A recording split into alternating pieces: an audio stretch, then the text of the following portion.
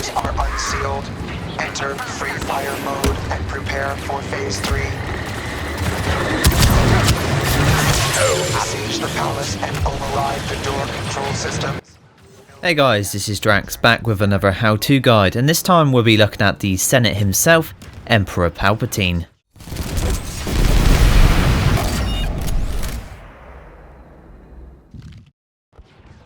The Dark Lord of the Sith, Emperor Palpatine, otherwise known as Darth Sidious, is considered to be the most powerful Sith to have ever lived. He himself would describe his power as unlimited. Overthrowing the Republic through manipulation and destroying the Jedi from within were just some of his accomplishments.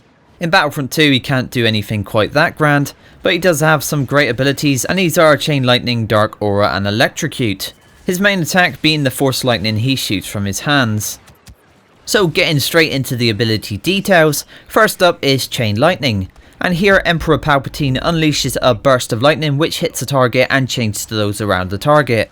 Perfect for taking out a whole group of enemies in one go. This one has more base range than his standard lightning, so is also great for the instances where a target might be getting away. The basic chain lightning will hit up to 6 enemies in one burst, dealing 100 damage on each one. That means it will one hit any specialist and deal good damage on any other class. I like to use it mostly in places where enemies are choked up defending and taking constant chip damage from other sources. This way when you do hit them, you have more of a chance to kill a few. In any defensive situation, Palpatine is a strong villain, as enemies that attack in groups will be in for a shock. The chain lightning in this way can also be used to weaken targets, making them easier for either you or your teammates to eliminate. The next ability is Dark Aura. Here Emperor Palpatine will charge the air around him with force energy, damaging any enemies caught in the aura and slowing their movement. You want to activate this ability before attacking any group or objective, as with the tick over damage and enemies in a slow state, you'll find taking them down a lot easier.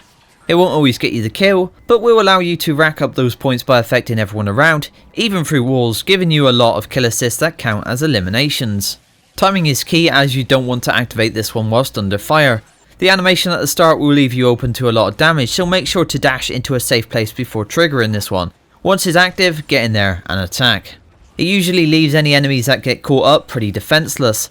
This also being true in HVV, where slowing the opposing team will give your side the upper hand. It doesn't deal any major damage on heroes, but is consistent, adding up over time. And then we have the Electrocute ability. Here Palpatine sends an electric wave along the floor, immobilizing enemies in front of him. This will stun any enemies that get caught on the spot for a short time, opening them up for attack from both you and your team. I find that any I do catch out with this attack usually die a short time later, and that includes any heroes. It's definitely not the best ability and doesn't deal any damage itself, but still is very strong when used at the right time. That time mostly being against heroes when their defenses are down, maybe they've gone on the aggressive or don't know that you are there, and then against infantry when you have caught them in a group. If you are going to cast this ability, make sure you are hitting all the targets in the area, otherwise any enemies left who are not shocked will be shooting you in the head throughout the casting animation. Once all are shocked, you are free to annihilate them with the Force Lightning. So that's the abilities right there, and I've got to say these are very strong, useful abilities. You'll find yourself using Chain Lightning and Dark Aura a lot more than Electrocute, but they all have their uses, which in turn makes Palpatine so tough to face. His basic Force Lightning was recently buffed, reducing the amount of stamina it drains per second, and this means his power is not as limited as it used to be. Yes, sadly, Sheev doesn't have unlimited power like he said he did. Maybe that was just a little lie he blurted out as he got caught up in the moment.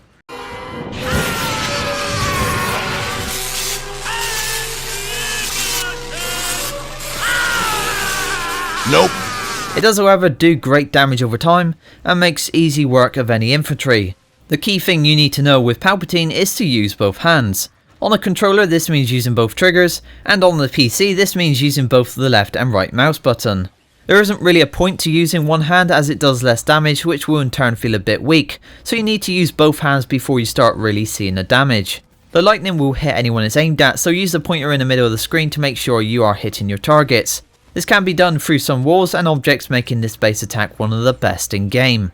I'm not sure whether this will be changed in the future, but at the time of making this video you can still zap people through certain walls.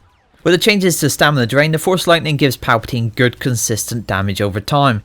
Even as standard, I think Emperor Palpatine is pretty strong, but then you can of course give him a few star cards to make him even better. So here I'll take you through my general loadout and other cards that I think are good to use. And my first card here is In Full Control. Now with this card, Palpatine's lightning attacks will drain 16% less stamina at top tier, thus meaning you can continually put out damage for a longer period of time. It should also allow you to finish off most heroes in one full bar of stamina. The next card is Lightning Absorption, a key card for keeping Sidious alive. Here for every enemy hit by chain lightning, the Emperor will gain back 30 health at top tier. If you are ever low on health, all you have to do is look for a good opportunity to chain lightning a few targets and you'll get a load of it back in a few seconds. Then you can go back into full attack mode. And the final card I have been using is Lightning Reach. At top tier, this gives Emperor Palpatine an additional 30% reach on his lightning attacks. The extra range means you're able to hit more targets without putting yourself too far in harm's way. His base force lightning has pretty short range as standard, so at least with this card you'll be upping his offensive capabilities. Now one other card I did like using in Galactic Assault was Amplified Aura.